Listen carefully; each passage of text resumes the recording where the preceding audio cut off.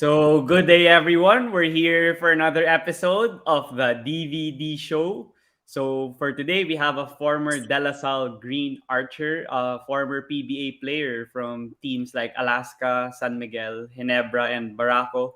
And now he's also the coach of the Phoenix Super LPG in the PBA. And also, he recently was the analyst in the UAAP, and he's been having appearances on the game also for Signal. So I'll now welcome here to the DVD show Willy Wilson. Thank you for joining me here on the podcast. Yeah, no worries. You really did your homework. You got every single team that I played for. Did you memorize that, or were you reading that? No. I memorized it. Oh, Yeah. that's what's up, man. That's a good job right there. Yeah. Thank you. But then, yeah, to start things off, I'd want to ask how you've been doing now with your life. Like, what's been life like for you after the conference wherein you guys failed to make it like all the way to the semis or the finals, and there's no UAP now for you to call. And Hmm. sometimes I see you on the game. So how's life Oh, like for life you? is life is great, man. Ball is still life. We're we're gearing up for the next conference, the import conference. So it's gonna be 6'10" height limit. So we're getting ready for that. I also, similar to what you do with clutch sports or clutch points. Clutch points. Clutch points. I write for NBA.com. Oh, .ph. okay. Okay, so you can find some of my articles there. I do some videos on NBA.com.ph, as well as, like you said, I do analyst work with the game. Sometimes I do co-hosting on the game, and I have my farm that it's up and running. Um, and I'm a full-time dad and husband. So Yeah, so yeah, yeah, I'm pretty busy. There's no dull moments in my life. I always have something to do. yeah. But it's great that you made time to guest here on the podcast and talk about your career and what you've been doing Yeah, it recently. But was it was kind of hard. We were messaging back and forth. I don't have notifications on my Twitter, and I do that mhm, on purpose because yeah, I don't like to get distracted once I'm like locked into yeah, something. So every once in a while, oh yeah, let me check my let me check my messages, and I got a whole bunch of messages there, and we finally were able to find time to do the show.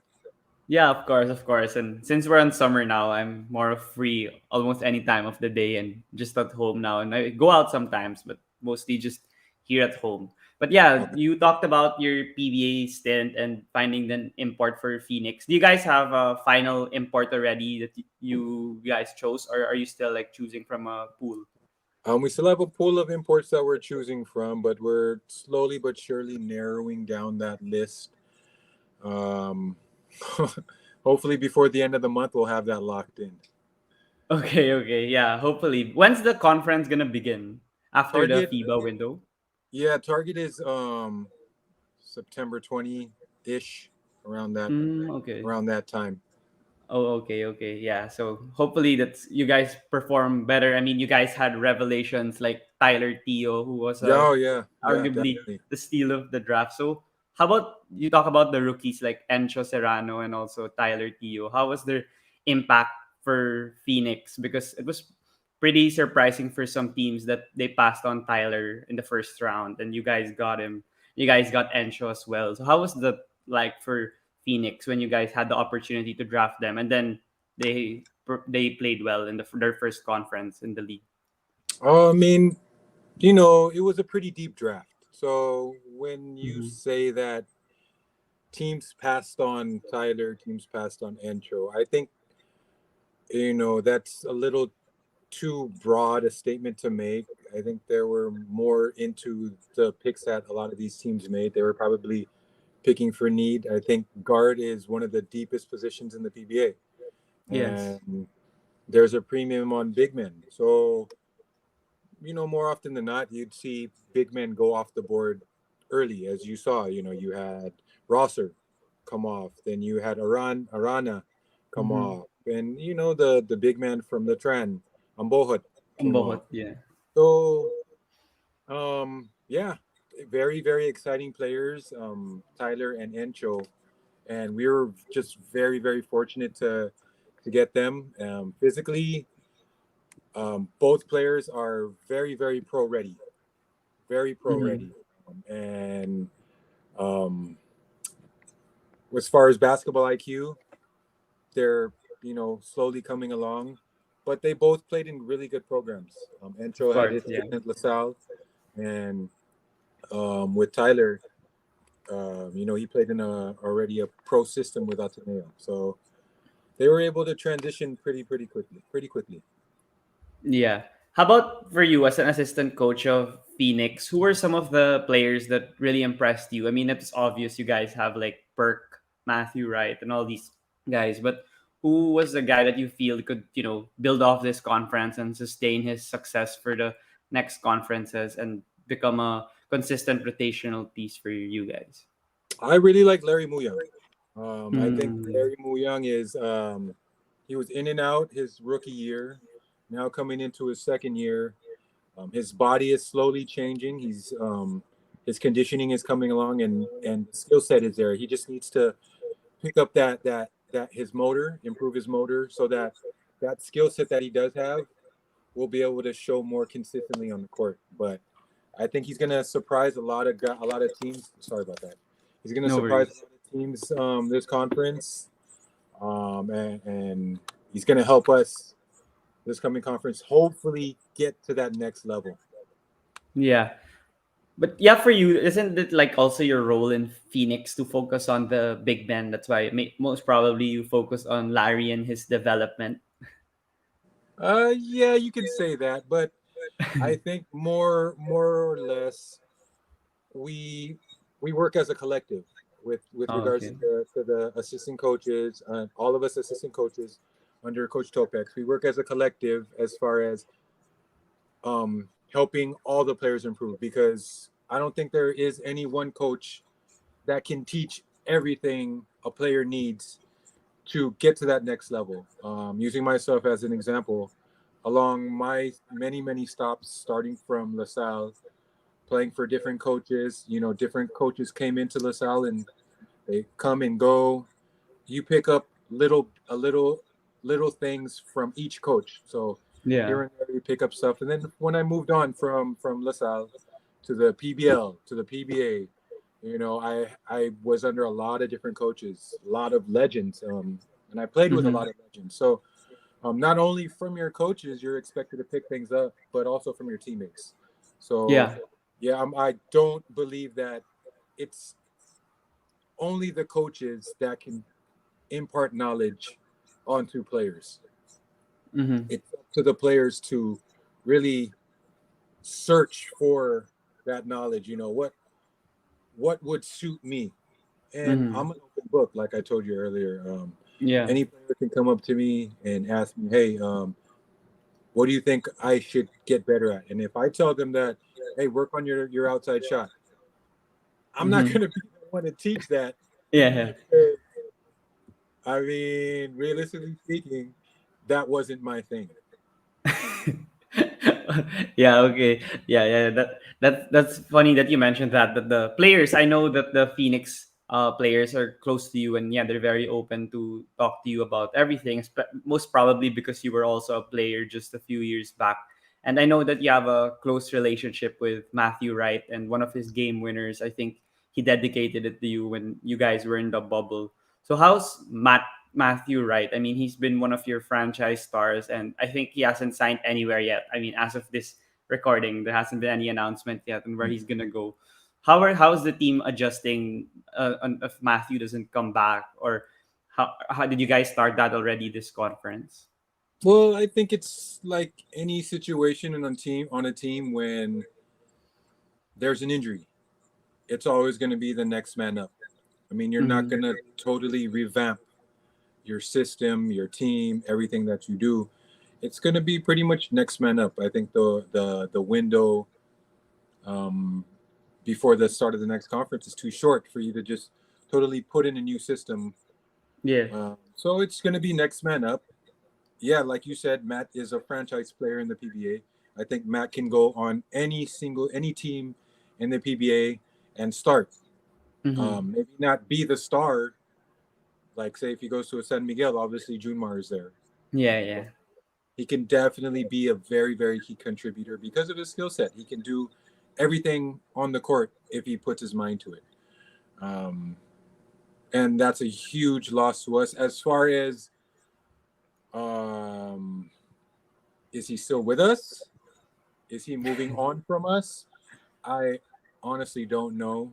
When it with regards to personnel decisions, I leave that with management and Coach Topex. That um, I'm hands off when it comes to that. I just whatever players need to get work, whatever player they throw my way, let's work. Let's try to get better and get you to that next level. Yeah, that's great. I mean, I don't know if Matthew where he's gonna play. There's rumors that he's gonna go to Japan. Maybe he's entertaining it. Like he hasn't signed yet an offer. So I yeah, hope he stays. I mean, yeah, that's my guy right there, man. Like that's my. I've been with Matt since he came into the PBA. He wasn't a rookie when he came in because he had already had pro stints in other countries and he yeah, played in the ABL. yeah. So he came in just ready to take over the team, and I think he pretty much did that when he came aboard. But yeah, we I mean we're close, but with regards to his decisions beyond this contract, I don't want to get involved with that. There has to be, in my opinion, Mm-hmm. separation because I am now a coach. Yeah. So we put, well, I put the friendship aside and I just, hey man, whatever you decide, good luck, and I wish you all the best. Yeah. Absolutely agree with that. But you mentioned your close relationship with Matthew, and I'm pretty sure you're also close with your other players. And I wanted to ask if if you being a player before, and also for the Phoenix franchise, did it help that's why they're more comfortable with you, that you have an open relationship with them, and they could approach you maybe more than the other coaches, and they wouldn't hesitate. I think yes, that has a part in it, but just a small part because Mm-hmm. there's a lot of former players that are coaching now, and they may not have the same relationship with the players. I think it's the personality. Mm, Um, okay. I would say that I am very malambing, um, Okay. Mm-mm. makulit. Yeah. I'm just um, I don't yeah, just those two things. I'm very attentive with the players, and I just I'm always around them, talking to them, making them feel comfortable, so that if ever they do need that person to talk to, and I happen to be the one that they choose to speak to if they have nobody else to speak to about whatever is going on in their heads, because these are professional players and they do go through real, human things, and sometimes they can't go to management or go to the Mm-hmm. head coach. I can Mm-hmm. be that filter and do that for them.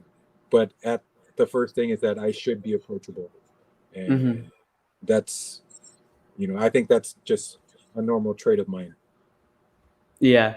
But yeah, since you develop relationships, of course it's tough when these guys get moved or get traded to other teams, since you get to talk to them less and you won't be in the same side anymore when you guys play. But losing guys like Calvin, Abueva, Chris Banchero, and Justin Chua, like the past few years, it's been tough because you guys made the semis in the first bubble, I believe, and now it's been tough for you guys to find that rhythm and find that groove. So is it tough for you also as an assistant coach? The problems keep spiraling up. It keeps adding up since you don't have guys, or would you say that it really doesn't matter? This is not like the NBA where you lose a guy and they move to another state or they move to the Oh. other side of the country. The relationships are still there. I text frequently with Justin, Mm. um, with Calvin. Whenever we see each other, you know, it's like it's like we just saw each other yesterday, Mm-hmm. and it with regards to losing players, you always get players in return or assets in return, Mm-hmm. except for with Banchero. We didn't get anything in return for that because he left as a free agent, which is his right. And Mm-hmm. Chris was just doing the best thing for himself. So you don't fault him for that. It's business as usual. And as a coaching staff and as players, again, it goes to the next man up. Opportunities now will present itself because imagine if we had Chris, do we draft Tyler? If we have Yeah. Chris, do we draft Encho? Mm-hmm. So everything happens for a reason. Everything goes the way it's supposed to go, and it's just all about being able to adapt, adjust, and be professional and do your job. Mm-hmm. Oh, yeah, yeah, yeah, for sure. I mean, that's a challenge that you guys will overcome eventually and get Hopefully, back to the top. Yeah, get back to the top hopefully, and compete with the likes of the three SMC teams and and TNT, the MVP teams. Yeah, the constant guys there on the top. And but then I wanted to ask you now, like since you know that in podcasts, it's also great to talk about the upbringing and childhood of people. And for you, I know that you grew up in the States and you studied in a school called like John H. Francis Polytechnic, if I found that yeah, right. And yeah. That's yes, that's like and 100% correct. They're pretty yeah, good, yeah, man. yeah. Are you sure you're not reading this? Oh yeah, I read that because I wasn't sure Okay, about all that. right, all Yeah. right, all right, all right. Yeah, the teams I could memorize that, but like this, I didn't. It's the first time I heard the school. So, Okay, yeah, yeah. maybe you could talk about where you grew up in the States and how you fell in love with the sport, or if you had other sports or other activities you did as a child before falling in love with basketball. Yeah, well, you know, I grew up in LA, Los Angeles, California. That's the county, not the city. Mm-hmm. So some people get that mistaken when I say that I'm from LA. I'm from LA County, Mm-hmm. So it's just like saying that I'm from Pasig, but um, I'm from a certain barangay in Pasig. Mm-hmm. So county to here would be city, and then I'm from the San Fernando Valley. I guess that would probably be the city. But I'm Okay. from Pacoima, so nobody knows where that is. Yeah. It's tucked in between Silmar, Lakeview Terrace, and San Fernando. Mm-hmm. Grew up playing American football, baseball, basketball. It was my mom actually that really got me into sports, made me fall in love with sports. I wanted to be at home playing video games and going out to play with my friends, but she's like, "No, you're gonna go to this right here, this game here, Mm-hmm. there." So yeah, everything that I'm everywhere, everything that I've accomplished, I owe to my parents. My mom, my dad, they pretty much were firm about if you start something, meaning if you join a team, then no matter how you feel when it's time to go to a practice, when it's time to go to the game, regardless if you want to or not, you know, you go. So you start something, you finish it. So yeah, I owe that all to my mom. Um, I played high school basketball, high school football, but I was never really, too locked in to, going any further with that. I wasn't too good at school. So luckily, um, I played also in the Filipino leagues there in Oh, LA, okay. Yeah. and an alumni from La Salle saw me playing there. Oh, you're tall, you're athletic. So that's how I got recruited to La Salle and a few other schools as well in the Philippines. And long story short, that's how I ended up here. I took a trip out here, looked at a few schools, and ended up settling on LaSalle because I had relationships already with a few of the players. Uh, I had a relationship with Don Allado, Oh yeah.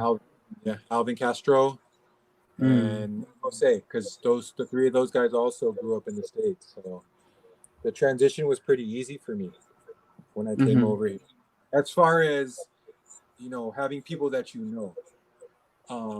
like I said, I wasn't too invested in getting better at basketball, so I was very, very raw.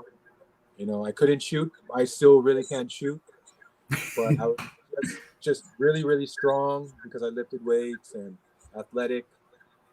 So I think that's what benefited me. Mm-hmm. And yeah, for you, since you said that you grew up in the States, would you ever think about pursuing basketball in the States, or was your main objective to play here in the Philippines?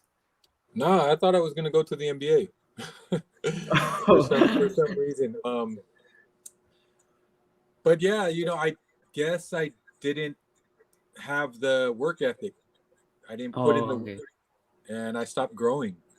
I stopped Mm. at 6'2", so I was tall at an early age, and then all of a sudden I stopped growing, and those NBA dreams disappeared, Yeah. and I was actually going to enter the military. Oh, okay. Yeah, and then LaSalle presented itself, and I think it was Jung Yu Chico. Mm-hmm. He was still the head coach of LaSalle when, excuse me, when LaSalle started recruiting me. Oh, okay, okay. Yeah, and you mentioned about the work ethic. So when did it change for you? When was the switch turned that you had a terrific now work ethic? Then you were able to have a lasting career in the PBA. You played well in LaSalle, and now even you're still in sports with being an analyst and being a coach. Oh, the work ethic, I didn't get that until I got to the pros, honestly speaking. Oh, Uh, okay. all throughout my time in LaSalle, I just relied on my physical gifts. Now, when I talk about work ethic, I don't mean just in the weight room lifting weights, because that just came natural already to me. I was just naturally drawn to the weight room till Mm-hmm. today. It's just something that relaxes me. I have this kind of anxiety if I don't work out, if I don't do something, if I don't get a sweat in. It builds anxiety. So for me, that is anxiety relief. Some people Mm-hmm. like to meditate, some people like Yeah. to journal. I like to lift weights. I like Mm-hmm. to go on walks. I like to run up hills and stuff like that. I hate doing core though. Don't do sit ups or anything like that. I just like push ups, pull ups, stuff like that. Yeah. So I always had that, but we know that basketball is a game of skill. It's not just who's the strongest guy out there, unless you're Mm-hmm. Zion. Yeah. But obviously, I wasn't Zion. So Yeah. when I talk about work ethic, I talk about getting your shots up Mm-hmm. uh, every single day. Either Yeah. coming into practice early to work on your skills, your ball handling, your shooting, your post moves, and stuff like that, or staying late and doing that. And I never did that. And so I was just I was really good at rebounding. I was a really good defender, and I just relied on that. So when it was time for me to go pro, I was undersized for a four, but I Mm-hmm. wasn't skilled enough for a wing. Oh, okay. So I think that was one of the reasons why I dropped to the second round in the draft. Um, I was mythical five in the PBL heading into the draft, so I was like, okay, mythical five, I should be a first round pick. I'm like Mm-hmm. one of the top five amateurs in the country in the draft. Mm-hmm. So I dropped to the second round, and then all of a sudden, all my amateur career, I'm playing every single game, 30 minutes a game. Why do I need to do anything extra? I get to Oh, okay. Allado and I'm on the bench, or I'm Mm. behind the bench on reserve, not playing at all. And because I'm not doing extra, I'm just doing what I regularly do. Yeah. I start getting out of shape, Oh, okay. start getting a little chubby, I like that. And I don't know if ever you can get a hold of an old PBA book. the PBA every year they put out a guidebook. Mm-hmm. All the teams, all the roster, the imports, the award winners from the previous year. If you will always go in there and look for my picture, it's going to be my picture from my time at Alaska. And I Mm-hmm. never had that changed on purpose because it's a motivation. It was always a motivation for me to never ever let myself go back to that rookie year. So my rookie Mm-hmm. year, I learned that all right, if you're not getting playing time, you got to get in the gym. Now, if you want to play, you got to stay after. You got to get there early and work on your skills. So that rookie year at Alaska is what changed my my outlook on basketball and helped me become a pro. Mm-hmm. Was that more of a self realization for you, or did someone also help you along the way in finding the process of finding that groove? Since you had the talent and the skill and the abilities, but to find that mindset that you need to work harder in order to achieve the goals that you wanted to achieve. That was a self realization because Okay. if I would talk to my parents, like I'll talk to my dad, and my parents are they love me, they spoil me as much as they could. Um, Whenever I would call them complaining about, man, I'm not getting any playing time, I'm miserable on this team, they would always, oh well, look on the bright side. At least you're not out Mhm. there getting hurt. You know, at least you're not having wear and tear on your body. My parents are always a glass half full Mhm. people, and that's not going to help me get playing time. It's just going to help me kind of accept the situation. Yeah. And I had to really self reflect and look and be like, yo, look at myself in the mirror and be like, really, what do you need to do? Okay, Mhm. you're getting out of shape. What do you need to do about that? All right, get on the treadmill. You know, run some sprints on the court before or stay after practice and do that. Um, what do I need to do to fit into this position, to play this position? Oh, first of all, I need to talk to the coach and find out, coach, what should I work on? How can I get into the rotation? And then once you get that question answered, you put all your eggs into that basket. Before you can be a jack of all trades, you got to at least master one thing. So Yes. Mm. so that was the path that I took, and it served me for the rest of my career because every team that I went to asked me to do a different thing. Mhm. So I was able to have that relationship with my head coach and and ask my head coach, hey, coach, what should I work on? How can I get Mhm. better? How can I get into this rotation? How can I serve the team aside Mhm. from being a good teammate? Yeah, yeah, that's great that you had that switch and the different attitude when you came to the pros. But going back to LaSalle, of course, since I'm from LaSalle, I wanted to delve a bit on that and learn more about your collegiate stint. And I know you won several championships because yeah, I interviewed like Renren Ritualo and Don Allado. I think they were your teammates in Mm-hmm. LaSalle, and you guys won championships during that time. So how was it like there in LaSalle being with these talented guys? And what was your role on the team? What were your like main takeaways from that stint that helped you in your professional career and even until now? Well, it was very businesslike. France really ran the team like a business. No joking around. You come into practice, it's work. Mm-hmm. You're not there to have fun. You're there to work. It's fun to win. So when you win, that's when you have fun. And um, my I wouldn't say that too many things basketball wise helped me be a better pro Oh, and okay.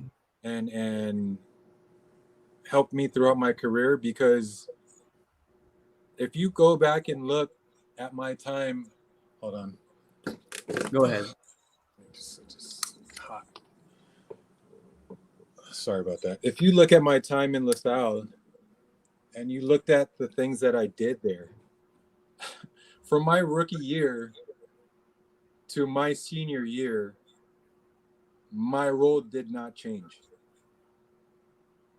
I did the same thing, which is I came off the bench my entire career there. I started one game my entire career. Mm-hmm. I always inbounded the ball. We pressed the whole game, and I was always defending the inbounder. Oh, okay. I set a lot of screens for Renren. I set a lot of screens for Mac, Joseph Yo, Mike Cortez, Dino Mm-hmm. Aldeguer, Yeah. Mon Jose, Matt Kuan, all the guards. Yeah. All I did was set screens and play defense, and get Yeah. and get offensive rebounds and finish drop passes. So I think after my second year, I was pretty much really good at that. Mm-hmm. So as far as really taking anything basketball related from LaSalle that transferred to the pros, maybe screening. I was a good screener all throughout my career.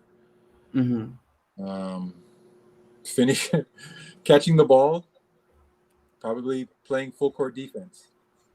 Yeah. But Um, yeah, your role on the team, like there, I know there are a lot of players that would be discouraged if they say that you won't get a lot of shot attempts or they won't get a lot of points. But then there are guys like Draymond, Dennis Rodman, like now even the younger guys like Herbert Jones or like Matisse Thybulle, they've been welcoming that role, and they know it's an integral role in the team. Like you don't get all the limelight, sure, you don't get all the highlights, but then you're like the glue guy and you have a huge role on the team. So how would you like explain to like the audience or the people like that would get discouraged that they have a similar role to what you did on their like school team now or maybe on their pro team, but then it's not really a negative because look at you played in the PBA for like more than 10 years. all right, let me put it this way: you don't. I think I was the exception because although yes, in LaSalle, that's all I did. When I went Mm-hmm. to the PBL before I got drafted, I became a scorer. Mm. I developed a mid-range jump shot. I actually averaged almost 18 points a game Yeah, when I yeah. when I went to when I played for Welco. This was after my ICTSI stint, Mm-hmm. um, and that was under Coach Leo Austria. So, if anything, I think that's what got me drafted. Oh, okay. That's when I got Metro 5. I was still guarding the best player on the other team. Yeah. So defensively, yeah, I can guard 1 through 5. Mm-hmm. Um, all throughout my PBA career, Yeah. because in college I would guard Cyrus Baggio, Yeah. then I would guard Rich Alvarez, then I would guard Enrico Villanueva. Mm-hmm. All of these exceptional players, I would guard all of them. So yeah, that translated to the pros. I owed a lot of that to Dan Rose. He was the strength and conditioning coach of LaSalle Oh, because okay. as far as technique, lateral quickness and all of that, he had a huge hand in teaching that. Mm-hmm. So I owe a lot to Dan Rose. Pat Beverly averaged what 20 something points per game in high school. He only started specializing until when he got to the pros. Draymond Green, Yeah. he was a triple double threat in college at Michigan State. Mm-hmm. He became that guy because he dropped to the second round Mm-hmm. playing behind David Lee. Yeah. David Lee was a double double guy. I'm not saying that you can't go pro specializing, but if you are going to specialize and be that guy, you got to be exceptional. You got to stand Mm-hmm. out. My dad always told me that whatever you do, whether it's as simple as writing your name, do it to the best of your ability.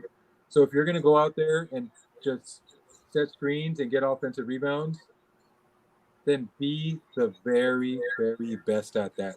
I look at a guy like Michael Phillips. Very, Mm-hmm. very few post-up attempts, but he'll go out there and get you 10 offensive rebounds. He'll change a bunch of shots. Same thing with Ben Phillips, his older Yeah. brother. He'll go out there and set bone-crushing screens. He'll take pride in that.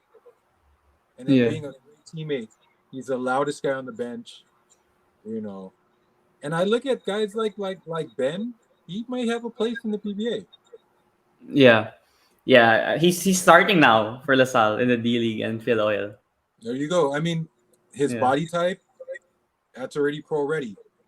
Mm-hmm. 6'5", probably weighs around 240. Super, super strong, Mm-hmm. athletic, super motor, high energy guy. He can go out there and be like a Cliff Hodge type of Yeah. guy. Just go out there, get offensive rebounds, guard imports. For sure.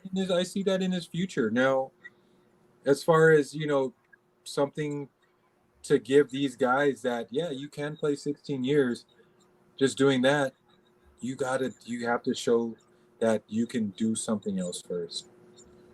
Mm-hmm. Like like like I said, master one thing first, move on to the next thing, then the next thing, because the game is different now. Mm-hmm. Like it was during my time where I'm just gonna set screens. The game has become positionless. I know you know that. You Yeah, write of you course. write you write it for you write for clutch points. You're pretty sure you do NBA Yeah. stuff. Look at almost all the big men in the NBA. Mm-hmm. They disregard Gobert. All he does is just rim roll. Yeah. But all the top big men, who do you have? Giannis, you have Jokic, you have Embiid, you have Jaren AD. Jackson, Yeah. you have Anthony Davis. Yeah. These are all the top big men, right? Pascal, Yeah. um, Julius Randle. What's that? Yeah. That's 10? Is that around 10 guys that I just named? Yeah. Yeah. They all have in common. They're versatile. They're versatile. Yeah. Okay. But they started somewhere Yeah. before they got to that. And if you look at Ateneo's system, they're Mm-hmm. trending towards that. You look at FU, you look at Mm-hmm. LaSalle, they're trending in that direction. So when I talk about getting your skill work in, when I talk about doing your extra work, that's the extra work. Work on your ball handling. Work on that. But that doesn't mean that don't be a good defender. That doesn't mean that Mm-hmm. don't take pride in your rebounding. You still got to do those because first and foremost, if you're a traffic cone out there, you know, somebody was called a traffic cone in the NBA. Yeah. Yeah. Yeah. I'm not saying it was Chris Paul, but somebody Yeah. was called a traffic cone. Yeah. You're not going to get playing time, and that's not going to get you to the next level. Yeah. But yeah, you mentioned that mindset that you had in LaSalle and you weren't like discouraged that was your role. But That's where did that because that's the only way that I could get on the court. Yeah, yeah, yeah. Like I said, it was a different time. Me, Adonis, Manny Mm-hmm. Ramos, Carlos Sharma. Our Yeah. main role there was to get Renren open, to get Mac open, Joseph, Mike, Mon, Alvin Castro, these guys, to get them open because we were a guard-oriented team. Mm-hmm. So you want to play for me? Because this is France. Do you want to play for Yeah. me? This is what you have to do. Yeah. Okay. I enjoy winning. We were winning. Why ruffle feathers when we have a winning formula? Mm-hmm. Did that also help that maybe your role on the states or your upbringing or how your parents raised you? It made you accept that role because, as I told you earlier, not everyone would be willing to actually do that role even if you're winning because they'd rather be in a other school or other team wherein they'd get touches and score. Yeah, probably. That helped me. But also we were winning, and the transfer rules were not the same back then. Not like now, where I can be here. Oh, looks like it could be fun to play over there, so let me go play over there.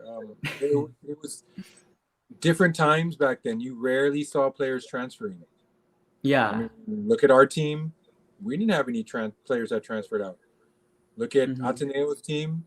They didn't have any players transferred out. Now you got players playing for 5 different schools before they're out of college. So it's just it's just um it's just different now, and there's way more opportunities. Okay. A college player can leave school after his third year and go play in Japan, Mm-hmm. play in Korea. I think what's his name, the guard from Ateneo. SJ I Belangel. think yeah, Belanghel still has eligibility, but Yeah. he decided to go try to go. He decided to go pro. He didn't try. He decided to Mm-hmm. go pro in Korea. So the opportunities are just way different now, and there's way more opportunities. Kami nung time namin, masaya lang kami na we have a PBL team. Oh. Yeah. And you couldn't play PBL until after your second year in college. Now Yeah. you have D League. You can go D League as a rookie, Mm-hmm. You can. if I'm not mistaken. So, Yeah. and you get paid playing in the D League. You Oh, see, yeah. you Yeah. see It's the difference. semi-pro. Yeah. Yeah, so you see the difference there. During our time, you had to play 2 years of college basketball before you can go to the PBL and start getting paid. Mm-hmm. But what's your thoughts on that? Like, there's a lot of avenues now for you to hone your skills and play abroad. Like, because there are people that are against it. I'm pretty sure you know on social media that people don't like it that our players are getting recruited in the B League and the KBL and the Taiwan League. What's your opinion on that? Are you more of on the traditionalist side, or are you more of like, well, it's going on, it's happening. Like, you need to accept it, and it's a way for them to also earn a substantial income and get better at the same time. I think it's great for the players, and I Mm. think it's great for Philippine basketball. I mean, this is the steps that need to be taken to send a player to the NBA. That's the ultimate goal. Am I right? Yeah. We want to Mhm. send a player to the NBA. Before you can start sending guys to the NBA, send them to, be imports in Europe. Mhm. Because honestly, if he can't play in Europe, he can't play in the NBA. I know those are two different leagues and two different play styles, but realistically speaking, if you can't make it in a European league, NBA teams are not going to consider drafting you in the Agree. NBA. Yeah. And I'm always going to be pro player, whatever is best for the player. And another way to look at it is players going abroad is allowing more opportunities for the players below them. Look at Mm.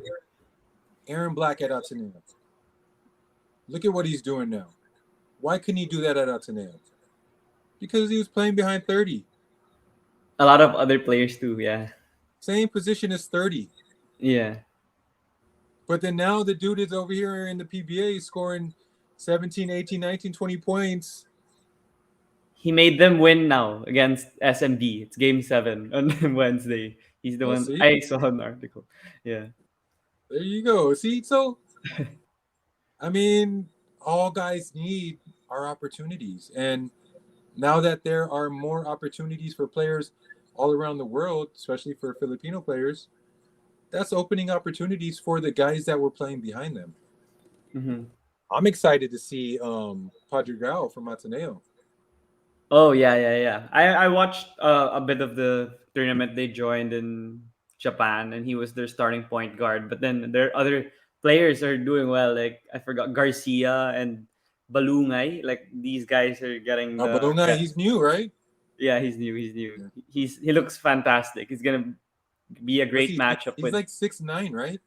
6'7". I think he's gonna be great with Xavier Lucero and But Tamayo. Like great he's a matchup. jump. He's an athlete. I heard. Yeah, he could shoot threes. Well, better than like Verano or Really? yeah. And Verano, I was a huge fan of Verano. Yeah, yeah. I But interviewed him Fort, recently but here. Fortsky, man, Fortsky, that dude is, man. I low key think that he's better than SJ. Oh, hot take. Low key, low Hot key, take. low key. Yeah. SJ, right here. Yeah. But Forsky, man, he's jelly. Did you watch him in high school? I didn't get to watch him a lot in I didn't in watch him in junior. high school, but the little bit that I saw of him at Ateneo, whenever he would get in, Mm-hmm. he had that ball on the string. Offensively, he can do everything that you need your point guard to do. Oh, okay. Yeah. So Really, he's gonna get the really. reps now. I don't know who's gonna like be behind him in the point They guard got depth. guys. They got guys. They got guys. That's Ateneo. They'll always find guys. Yeah. I think for 85, season 85, they don't have yet. But for 86, I think they got a few guys that I read recently, but I don't think they're eligible to play on the next season yet. But And more reps I for don't know. Forsky. I'm pretty sure he got in the weight room, put on a little bit of weight because he was pretty skinny last season. Gained Mm. about 10 pounds of muscle. I can see him doing some damage because he already is about, what, 5'11, 6 feet tall? Yeah, yeah. That's Around a that. good height for a point guard. Mm-hmm. Yeah. So I'm excited to see and but then hopefully Lasal naman beats Ateneo this season. Or gets a higher placing than Ateneo. Hey, 'Cause remember, I'm employed by Signal, so you're not allowed to say anything. I am I am I am in the middle. I do not root for any school. Yeah. I just hope for good games.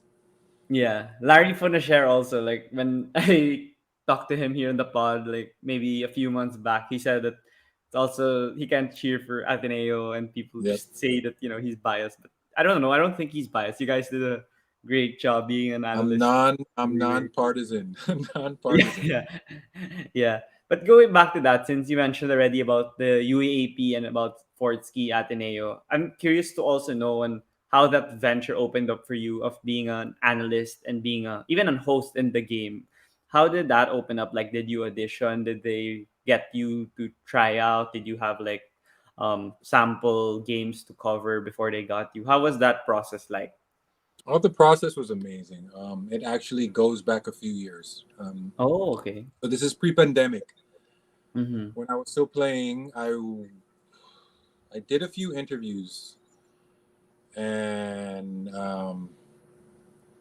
I did one show with some of the older guys. So there was Jay Washington, James Yap was there, Arwin Santos was on the show, myself, and we were just talking basketball. Mm-hmm. Having a conversation, kind of like what you see with NBA Roundtable. Yeah, You like know, open court, something yeah, like that. open court, kind of like open court. Sorry, not Yeah. Roundtable.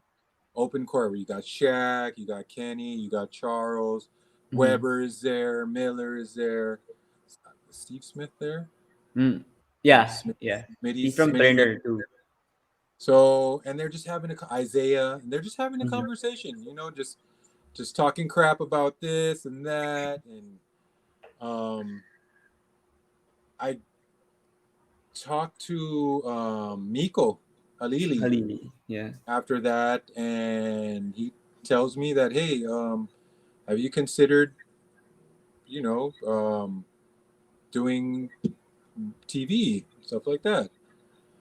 And I was like, man, I would love to. It's not something that I am pursuing, Mm-hmm. but if the opportunity presents itself, then yeah, I would love to try that. I'm always open to trying new things, and so that was like pre-pandemic, maybe 3 or 4 years ago. And then things pandemic hits, and then all of a sudden things start slowly opening up. I get a text from Miko. Hey, remember we talked about this, back in the day. So yeah, UAP is going to be opening back up. Would you be open to being an analyst on the UAP with Signal? I'm like, for sure, definitely, man. That's Yeah. that's where it all started for me. Um, I love watching basketball, and now I get to watch basketball front row with the best seat on the court and talk about the game while it's happening.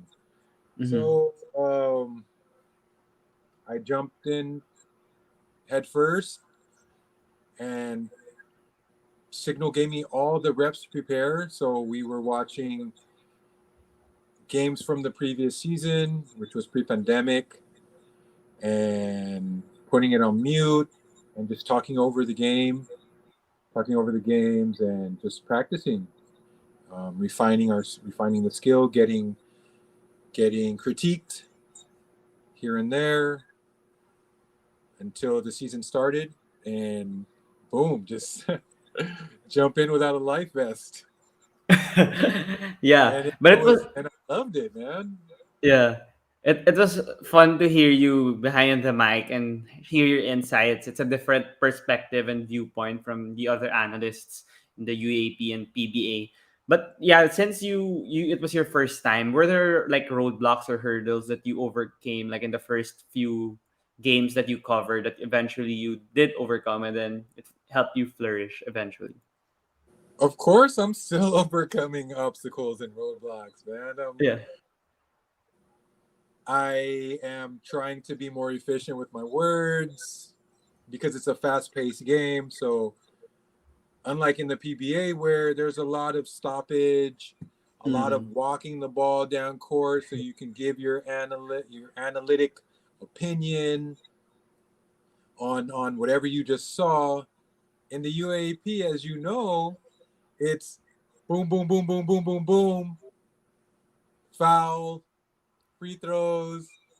So, you got to be, oh yeah, that was a great flare screen. Oh, then there he goes down to the other end because it Yeah. was a turnover. Yeah. So, just me saying, Hmm. trying to eliminate that from the conversation because these are fillers. So as far as vocabulary, improving that, being more of a student of the game, doing that. Just always just trying to get better at being more entertaining and at the same time informative, and staying true to myself and Hmm. being who I am. So it's always going to be a process. I don't ever think that I'm going to be a finished product. I appreciate all the patience that Signal has with me, allowing me to grow, and you say flourish. I appreciate that. I'm pretty critical of myself, Oh, so yeah. I think there are so many things that I can improve on. I still cringe when I listen to myself on TV. I'm like, oh, I could have. I wish I could get that back and do better at this or that. So it's just, again, I said, just trying to wipe the slate clean. Every season is going to be a fresh start for me, and I just want to go in there with fresh eyes and be better than I was the previous day, the previous game, the previous week, Hmm. year, season. Yeah. But yeah, being an analyst, I'm pretty sure as a coach also, you know a lot of like specific or like geeky stuff about the sports that Filipino fans wouldn't really understand. And as an analyst, you don't have like this like a podcast to explain like, oh, what Ateneo ran in this sequence, what did LaSalle run at the 7 minute mark of the third. Like you need to say it in like a few seconds only.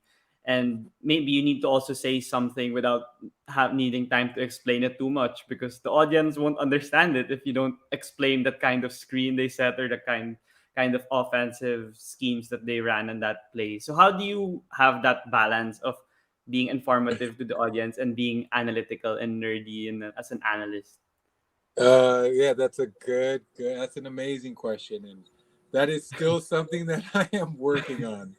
I still have not found that balance. I constantly pick Booms and Nico. I pick their brain. Yeah. Nico Ramos. I pick their brain constantly. Like, hey, how can I be better at this? finding that balance between exactly what you just said, not Yeah. being over analytical, but still getting the information across to the viewer, but Mm-hmm. at the same time entertaining the viewer. And I guess it is more or less getting into the flow of the game. You Mm-hmm. know, it's like a player that is coming off the bench. He gets to watch the flow of the game. Okay, UP is doing this. When I go in, this is what I can expect. So as an analyst, I'm catching the flow of the game. I'm getting my timing. I'm saying, okay, I have this much time usually to get my point of view across. Mm-hmm. I'm gonna have this much time to think about what I need to say, and I have this much time to say it. So I have to do my homework first. Mm-hmm. So I'm watching the previous games, Okay. statistics. Yeah. Zabe Lucero did this the previous game. Yeah. You know, SJ Belangel did this the previous game. Mm-hmm. How will that translate to the next game? So more or less, I already have something formulated in my head. And you know the writers for Signal, they do such a great job feeding me information, and all the technical people with Signal feeding me numbers, the statistics and all of that. Um, and there's another reason why I am doing this with Signal and for the UAP. It's because also I have 16 years of professional experience as a basketball player, and I have transitioned into coaching. So, like you said, I have that stock knowledge already, Mm-hmm. and I have the UAAP pedigree. Mm-hmm. I've won championships, so I know that in an Ateneo UP championship game, game three, Yeah. all right, how is Carl Tamayo feeling right now? Yeah. What's going on in his head? What is he Mm-hmm. doing the night before the game to prepare mentally and emotionally for the biggest game of his career up to this date? Yeah. Yeah, that's really a huge boost or a huge plus as a experienced coach and experienced player. It's gonna, like, even if you don't like prepare for it, sometimes it's just gonna come out of your mind when the situation is there in front of you. Like, oh, I remember that this occurred a few years back. I could use it as like a an explanation on why this player's playing this way or being like this, like with his body language or facial expression. So that's great for you to have that experience. But being also an analyst, I've heard from other people I've talked to that they watch from abroad or other analysts here also on how they could continue honing their skills. So how about you? Do you watch like podcasts? Do you watch games from the NBA and then like try to get some that tidbits from like Reggie Miller or like Mark Jackson? Like what's your style in continuing to get better at your craft? Yeah, I do, but I try to be conscious about everybody has their own style. Mm-hmm. So yeah, I can go in there. I can go watch, you know, Reggie Miller giving his analytics. Kanina, I was watching Jolly because Jolly was Yeah. covering the game as the analyst, Mm-hmm. and I can't go there and be Jolly. Yeah. Jolly's Jolly. He's Yeah. entertaining. I can't even roll my R's, you know, the way Jolly does. Yeah. I can't do that. Yeah. So I mean, yes, I can watch his timing. I mean, I can listen to his timing. I can see how precise he is because he's very precise. Jolly to me is one of the most entertaining analysts because he's funny and Mm-hmm. he is himself. If you ever got a chance to meet Jolly Escobar Yeah. off the court, the nicest guy, man, and he's funny. And without even trying, like he'll make you laugh. He's just you know, just so light. easy to talk Yeah. to. So that shows when you listen to him covering the Mm-hmm. game. Same thing with listening to Reggie, Chris Webber, so on and so forth. But the biggest thing for me is I like to watch college basketball in the U.S. and college basketball, UAAP basketball here. Mm. Um, it's more like what you're going to see in the UAAP, and at the same time, I'm trying to study sets. I'm trying to study basketball. I'm trying to improve my basketball knowledge. The better I can become as a coach, the better I feel that I will become as an analyst because there are subtle things that you see happening during the play. So I don't even have to say, oh, yeah, that's a 5 out, dribble drive, motion offense. I can just be like, before the play starts, oh, watch Dave Lucero. He's at the dunker spot. He's going to flare to the corner three while the Uh-huh. weak side wing cuts to the basket to open up the driving lane for Richie Rivero. Yeah. And why do I know that? Because I've studied all of these plays. I studied all of these offensive systems, Mm-hmm. and boom, it translates automatically to what I see on the court before it happens. Mm. Yeah, that requires a ton of like dedication and practice as well in the craft. Because like if you don't do the you don't do the extra work of watching these college basketball games that you were referring to, like your boss and signal doesn't tell you to do that, but it's your own No, like yeah, yeah, exactly, yeah, it's exactly. your own instinct to want to get better, and you're really passionate in anything related to basketball I think and it's one of the sports. best. I think it's one of the best jobs in the world, being Yeah. UAAP analyst. Like I said, these are the games. I covered Ateneo LaSalle.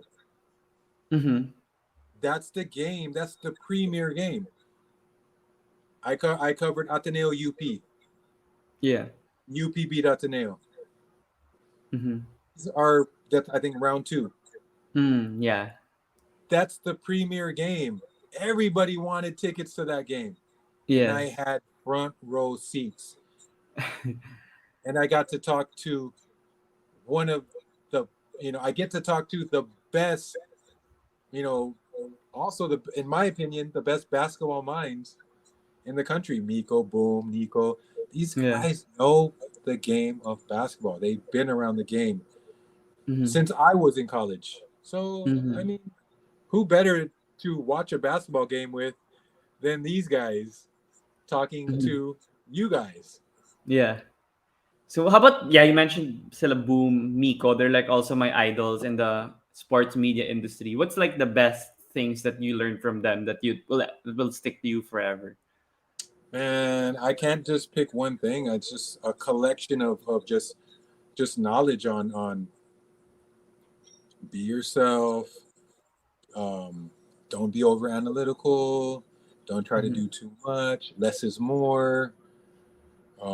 Just because again, they all have their own style. Yeah. So the good thing about them is that they adjust to you.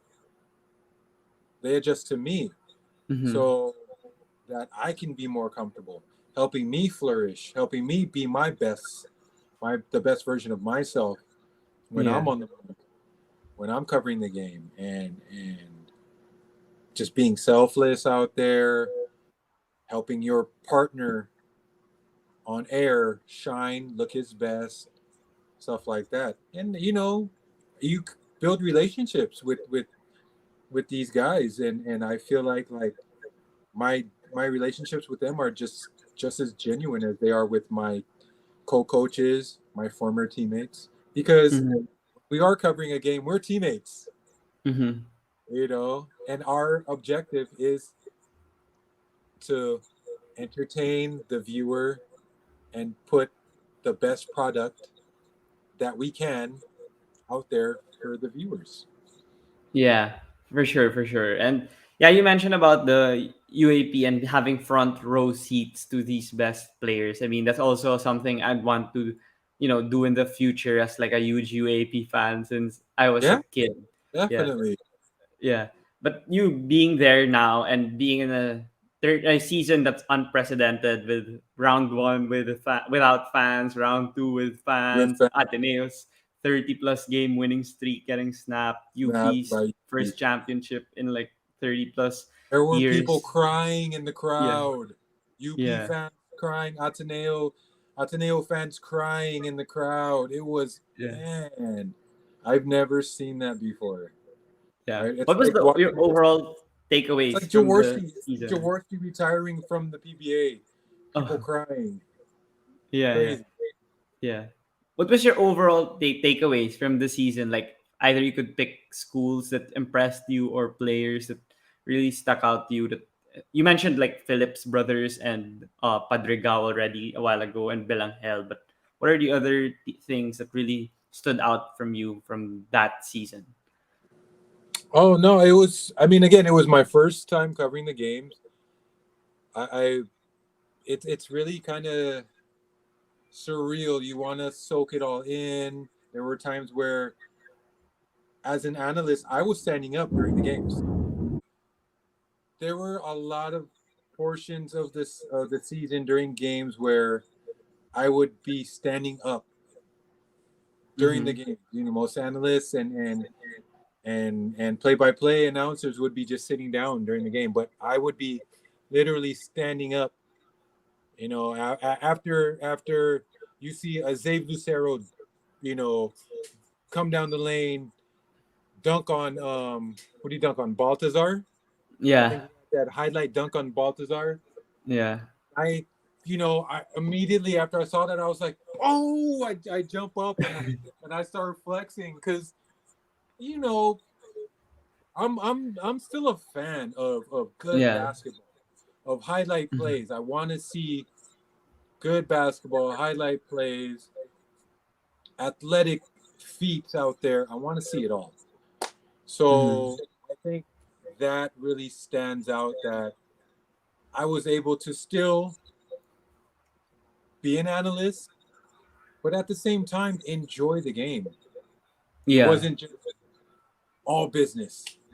Just do your job. Mm-hmm. Just talk about the game. No, I mean, I was genuinely excited, enjoying every single game. And if we're talking about guys that really stood out to me during the season, I have to Mm-hmm. start with Zave Lucero. Mm-hmm. Um, I think he has a very, very bright future. Can do it all. Improve on his 3-point shot, and the guy is going to be a future mythical five player wherever he goes. If PBA, if he decides to go play somewhere else, who knows? I think he'll have his pick. Carl Mm-hmm. Tamayo, this dude is man child. I call him a man Yeah. child. Um, every single skill.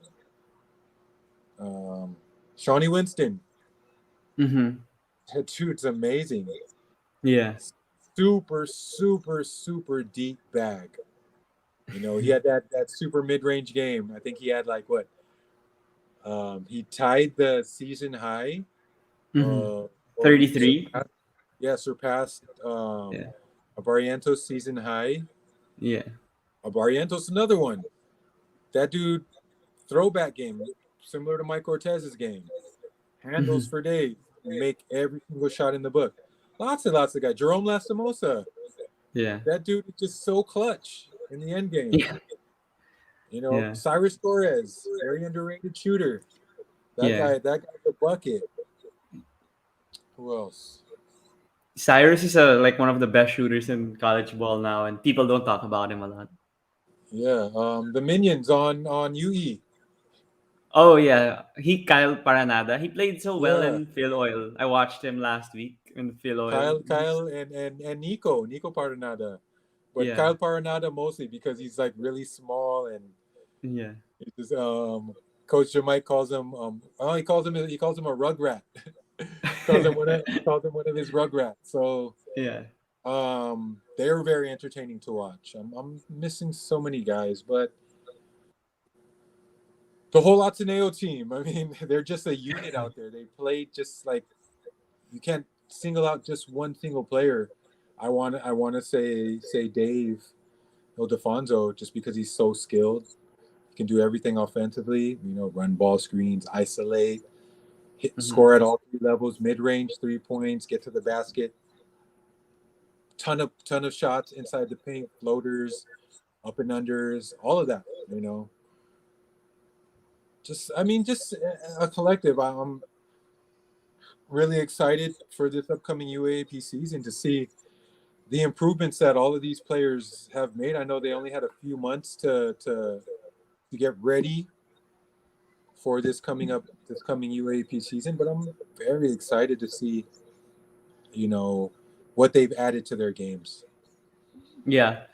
It's really exciting to look forward to UAP season 85. But I want to ask one last question from season 84. And because honestly, for me, like, I know I'm cheering for LaSalle, but like from an objective point of view, I thought Ateneo was actually going to win it all, even when they lost game one to UP. But from you, since you're an analyst, what did you see from UP? Like maybe a few points that you saw from them that really catapulted them to the top?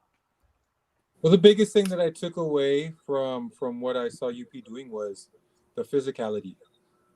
Hmm. They were just so much more physical out there.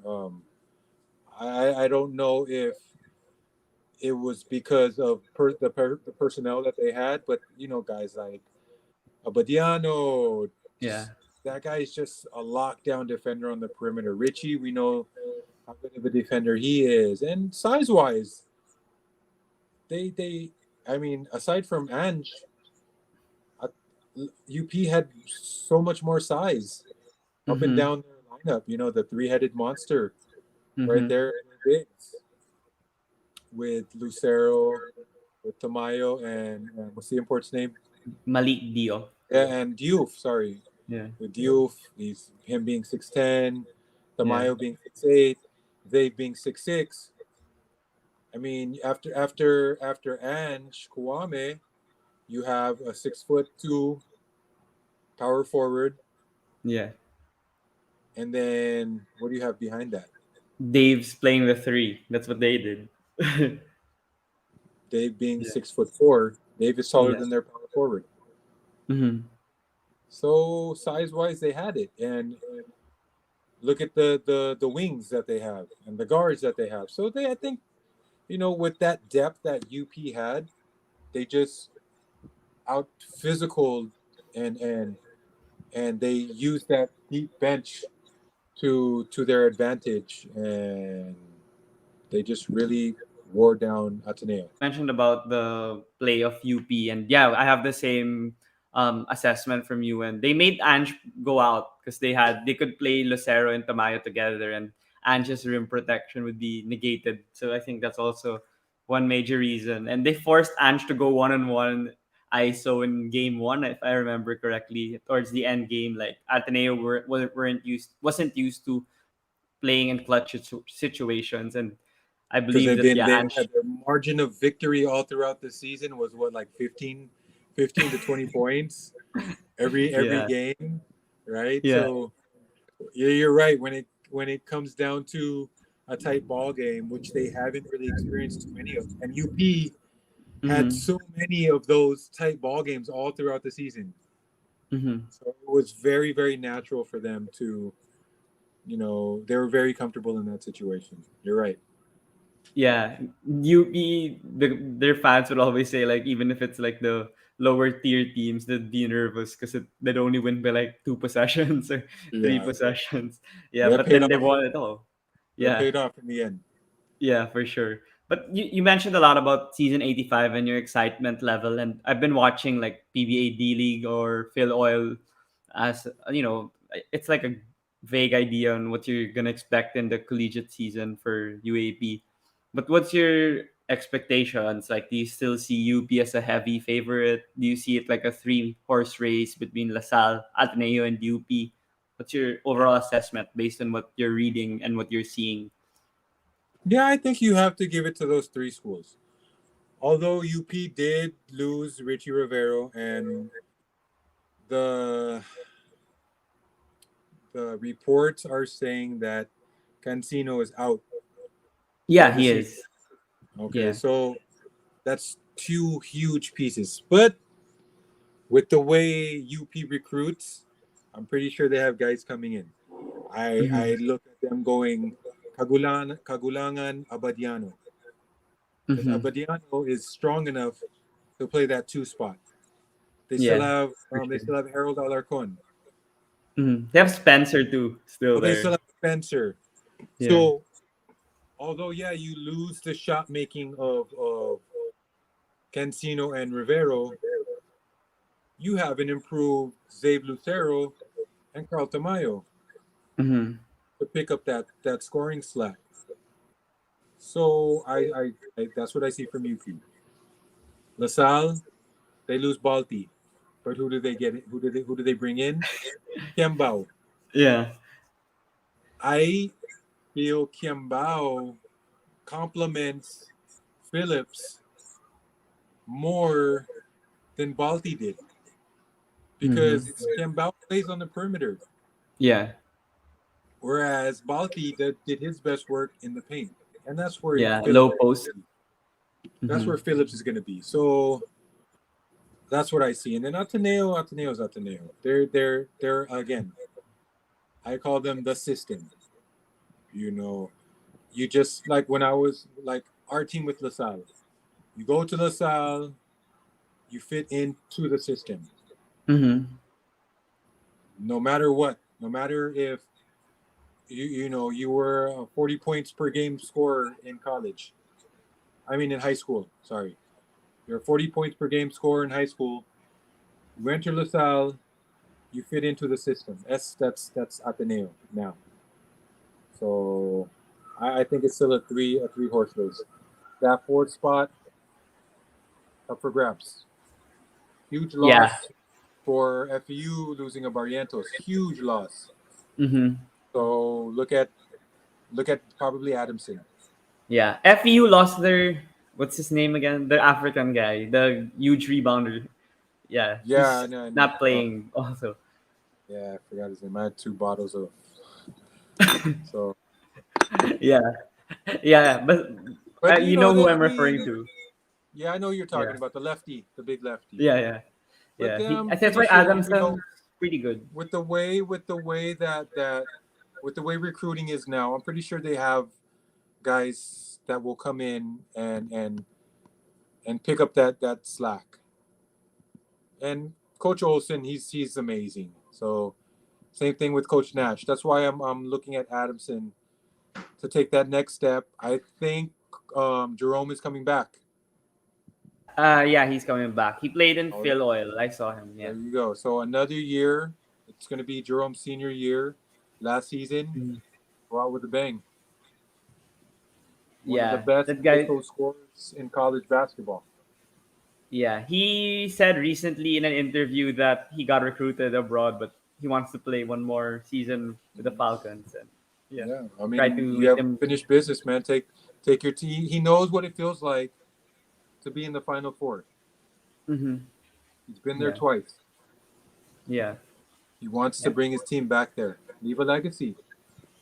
Yeah, yeah, yeah. You mentioned about having this opportunity to be a UAP analyst, and you also you're on the game sometimes as a host and sometimes as like an analyst for basketball. So what are your other goals, or what's your ultimate goal here in the like broadcasting industry? Since I'm pretty sure a lot of people enjoy listening to you and enjoy hearing your insights and thoughts here on of basketball here in the Philippines? What do you want to do? Like, do you want to have a podcast? Do you want to have like a show? What do you want to have? What do you want? Uh, podcast is cool. A show would be great, but right now, I'm just honestly speaking, I'm just happy covering UAP games. Mm-hmm. My again, I told you I'm a full time husband and father. Yeah. I always have these discussions with my wife that I got so much going on. Um, I'm an assistant coach in the PBA with Phoenix. So realistically, how much time do I have to fit all that in? So imagine if I have a show, if I have the game, am I going to be able to commit to doing that all the time? I don't know. So right now, I just completed my first season in the UAP. Mm-hmm. I feel like it would be too much of me to too early of me to ask for, oh, give me this, give me that. No, let me just get better. Let me get better at being a UAAP analyst. Mm-hmm. And the people at Signal, they know what they're doing. They're where they are for a reason, and I'm pretty sure that they have a plan for for myself and for my fellow analysts there. As far as okay, yeah, this is what we foresee for Willy. That let him get his feet wet doing this. Let's see where this goes. Right now, the the reception so far has for you it's positive. With regards to what you've heard from me, I'm pretty sure there are haters out there. So, haters, tell me what I need to work on so that I can get better at that. There's always something there for me to improve on. So, again, it goes back to master one skill first before moving on to the next. So, let me get better at being this before I'm like you, having my own podcast or having my own show like Paulo de Rosario. Yeah. I'm so not there yet. So no, I'm happy where I am right now, covering the UAAP. I'm so blessed. I'm so appreciative of this opportunity to be working for Signal with the UAAP, and I'm gonna put all my focus on that for now. Yeah. So yeah, before we wrap up with the episode, I want to thank you again, Willie, for joining me here on the podcast. I ask standard questions to the guests on the fun questions lang naman on yeah, just give your answers. So one of it is I'm pretty sure you know since you grew up in the States and you watch the NBA that the players are more vocal with social and political issues like with the Black Lives Matter and the Right. uh, George Floyd incident, the Breonna Taylor and Jacob Blake, and all of those things.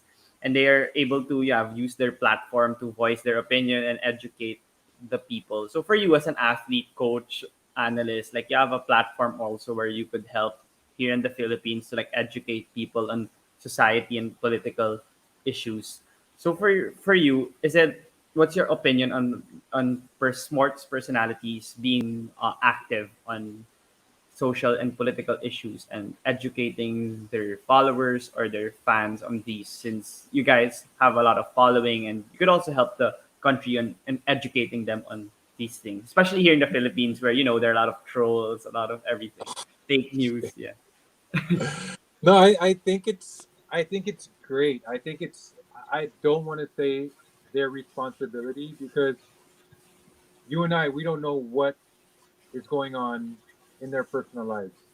Mm-hmm. We're talking about a basketball player or an athlete that may be his family's breadwinner.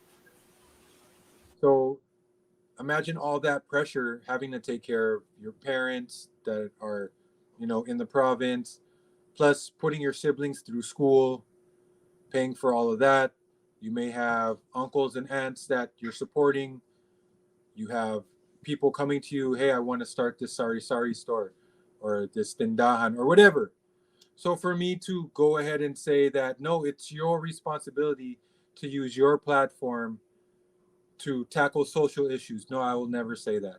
But what I will say is that if you are passionate about something, like I am with regards to mental health, that's something that is so huge for me, having dealt with my own issues of anxiety in the past. I think it is very important that you do that. You use your platform. Today's athletes have so many opportunities and it's such a huge platform to be able to do that. Followers here and there. and let your voice be heard. Use that platform if you are passionate about something. But at the same time, if you're not, and you feel that you do not want to get involved in politics, you know, BBM versus Lenny and stuff like that, I am personally bipartisan. I feel like I lack the knowledge. Again, I didn't grow up here. I didn't experience those times back then. So I'm not educated enough, and I decide not to give my opinion on those matters. But with regards to, like I said, my passion, which is mental health, I will always go on the record saying that we need, as a country, more ready readily available avenues wherein athletes can have their mental health catered to. So that's something very important to me, and that's something that I'm very passionate about. Yeah, I agree with your sentiment as well because yeah, the athletes you're not forced to like post or share whatever's going on, but then if it's it's true and you have the passion for it and the initiative to do it, you're more than welcome to like educate your followers as well on the issue. So yeah, it's great that you mentioned that also, and not everyone's also have the same passion for politics or societal issues, but like mental health is also very vital in Mhm. the life of a human being. So yeah, that's great that you mentioned that as well.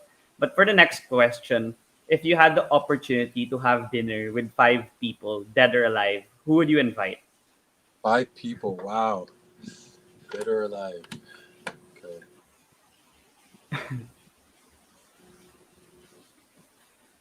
Okay. Number one, Jesus. I want to talk to God. Number two, my dad. Number three, my mom. Number four, my wife. Number five, Kobe Bryant. Okay, I, yeah, that's a yeah, great list. I think I'll get all the perspective I need from Yeah. those 5 people. Yeah, absolutely. But like for the last question, I know that I message everyone through social media, all my guests.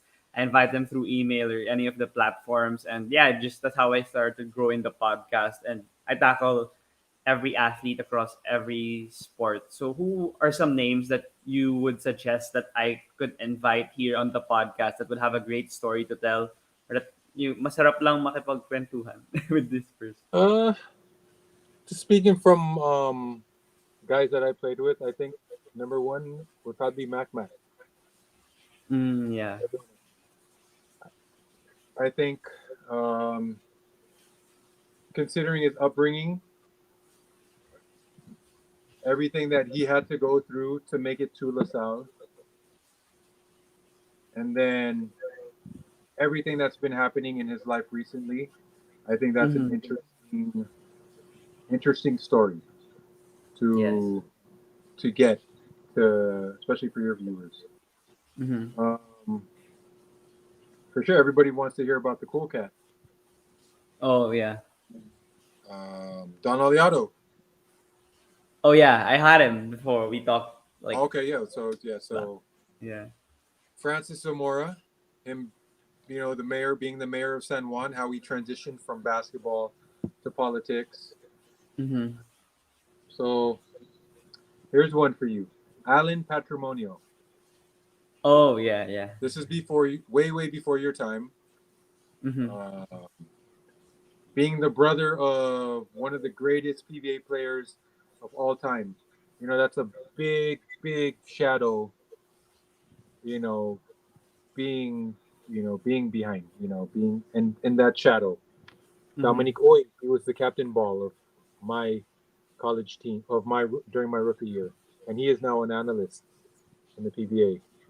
Yeah. Aldeguer, huge shot to win us the championship against UST, Yeah. and there's a number of guys. So that's just LaSalle. Yeah. Uh, yeah, I'll just stick with those for now. Yeah. It's a great list. I mean, see, I've only had Don from the people you mentioned, and You read only Renren. Oh yeah, Renren. Yeah, Yeah. had Renren as well. So yeah, Dominic Uy, I talked to him What about before for. BJ Manalo? Oh, I That haven't would be had him. interesting. His transition from Ateneo High School Yeah. to LaSalle College, he was the first one to do that. Oh yeah, yeah. Yeah, I've heard him in Mikey Reyes. He interviewed Yeah. BJ Manalo. Yeah, I listened to that episode, and that's the Street first First, time I heard his story. the Street BJ First Manalo. pod. Yeah, Yeah. yeah. That's So where yeah. the first time I heard BJ Manalo talk about his the difficulties he endured, also like with his injuries and everything. Yeah, Yeah, his shin. He had yeah, the bone thing, and yeah, he was the first phenom. yeah, yeah. The Agree. very so Yeah. everybody knows Kiefer, but BJ was the first one. Mm-hmm. Gotta give props to BJ. Yeah. And Dominic Uy, interviewed him before for the Lasallian, but I haven't invited him here on the podcast yet. So Yeah, he's a great thing. great interview. Great interview. Yeah. So I'll so intellectual. mhm. Yeah, I'll take note of that and hopefully invite him to the podcast soon. So thank you so much again, Willie, for joining me here on the podcast. It was great learning from your insights and all your career and everything that you went through. And it's good also for the listeners and for the viewers to learn from you. And we're excited to hear you more on the game and in the UAAP for the future. So yeah, thank you again. Do you have any final message? No, just thank you for inviting. I'm apologize that it took this long for us to It's get on, okay. but I'm glad Yeah. that we did. I had a great time. You brought back memories, and your Yeah. questions were very good, and you are very knowledgeable. You do your homework, Thank you. and I see this podcast of yours growing more and Mhm. more, and just keep putting in the work, and the success will come. Yeah. Thank you again. And before you go, is it okay if we take a picture? Yeah, for sure. Okay, I'll take it from here. One, two, three. Okay. Thank you so much again, Willie, for joining me here and stay safe. And yeah, hope to see you soon. For sure. I'll see if you end up coming to one of the LaSalle games. Just come down and shout at me. Give me a shout out. I'll say Oh, hi to you. yeah, for sure. The UAP, hopefully. And yeah,